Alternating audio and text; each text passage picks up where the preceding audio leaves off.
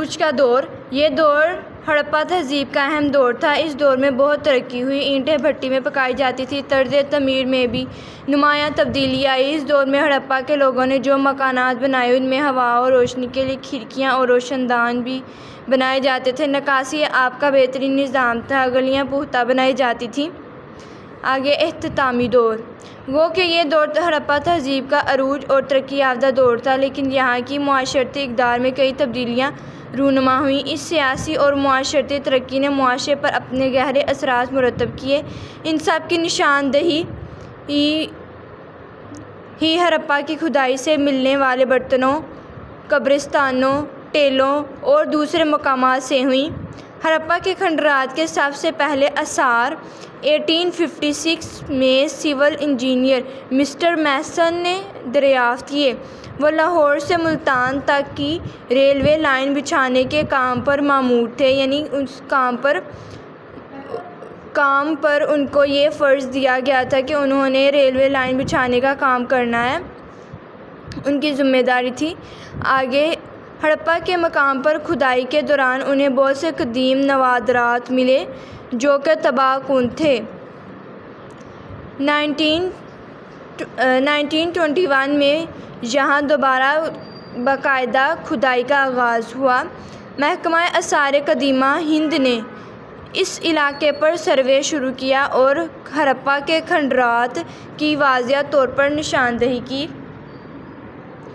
ان کھنڈرات سے ماہرین آثار قدیمہ کو اندازہ ہوا کہ وادی سندھ کی تہذیب کے یہ دو مراکز جڑواں شہر 5200 سال قدیم ہیں۔ ماہرین نے اس بات پر بھی پردہ اٹھایا کہ ہڑپا کے کھنڈرات مہر گڑھ صوبہ بلوچستان کے 7000 قبل مسیح کھنڈرات سے ملتے جلتے ہیں۔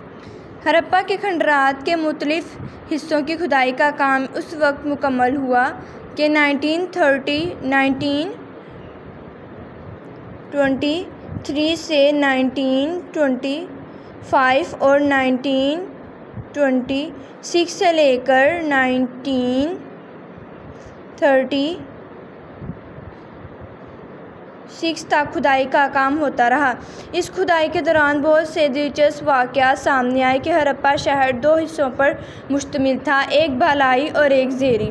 اس کے علاوہ اب تک جتنی بھی ہڑپا کے کھنڈرات کی کھدائیاں ہوئی ہیں ان سے ہڑپا کے مقیم لوگوں کے طرز زندگی کے بارے میں بھی معلومات ملیں، جن کی بنا پر ان سے 8 مختلف طبقات برآمد ہوئے، جن سے معلوم ہوا کہ یہاں کے لوگوں کا رہن سہن بہت مہذب تھا۔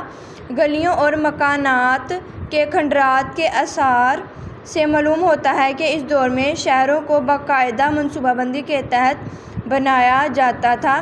مکانوں کی تعمیر اور نکاسی آب کا انتظام بھی ایک ترقی یافتہ معاشرے کی نشاندہی کرتا ہے۔ ہڑپا کے کھنڈرات سے برآمد ہونے والے ساز و سامان میں کپاس کی روئی، وزن کے باٹ، گولے، تانبے اور لوہے کے ہتھیار اور اوزار، گندم کے خوشے، کھلونے، مجسمے، زیورات، شطرنج، مٹی کے برتن، تشتریاں، سیپ، انسانوں اور جانوروں کے مجسمے جن کے بارے میں یہ واضح نہیں ہو سکا کہ وہ ان کی پوجا کرتے تھے یا نہیں، اور انسانی ڈھانچے شامل ہیں جن سے اندازہ ہوتا ہے کہ وہ لوگ اپنے مردوں کو لکڑی کے تابوت میں دفناتے تھے۔ لاہور عجائب گھر میں رکھے ہڑپا تہذیب کے نوادرات میں کھلونے جو کہ پکی مٹی سے بنے ہیں، یہ کھلونے کچھ سال قبل بننے والے گوگو گورے سے مختلف نہیں۔ اس کے علاوہ ہڑپا کے مقام پر بھی عجائب گھر بنایا گیا ہے جہاں ہڑپا کے نوادرات سیاحوں کے لیے رکھے گئے ہیں۔ ہڑپا کے کھنڈرات میں چند مہریں بھی ملیں جو ہیں تو اہمیت کی حامل، مگر ان پر ایسے حروف ہیں کہ آثار قدیمہ کے ماہرین انہیں پڑھنے سے قاصر ہیں۔